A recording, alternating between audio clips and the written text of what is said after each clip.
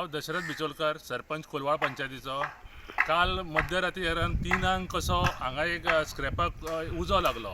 तो चड उजो चड नासलो पूण कमी प्रमाणांत आसलो पूण उजो लागलो.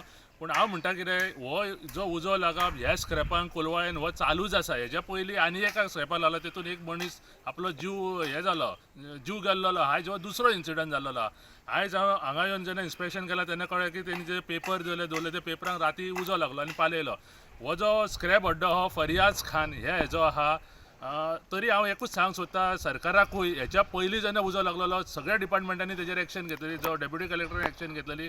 आमच्या पंचायतीन ऑलरेडी तांकां पयलीं केसी घालून डायरेक्टर ऑफ पंचायतीन चालू आहा. पूण हांव सरकाराक इतकेंच विचारूंक सोदतां, जे डिपार्टमेंटान डेप्युटी कलेक्टरान तांकां डिमॉलिश सुद्दां काडलेली तेजेर स्टे कशी मेळ्ळी.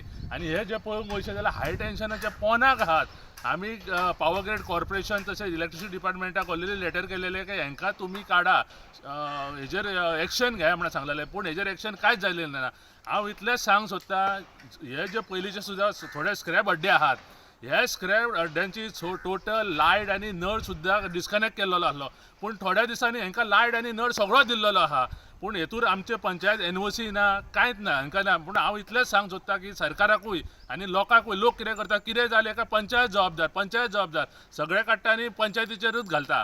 पूण हांव म्हणटा हेका सगळो जबाबदार सरकारूच आहा. कित्याक सरकार जर टायट आसलो, सरकारान जर हेंचेर एक्शन घेतलेली, लायट नळ आनी डिमॉलिशन फास्ट केल्लें जाल्यार ह्यो आयज इन्सिडंट घडचो नासलो.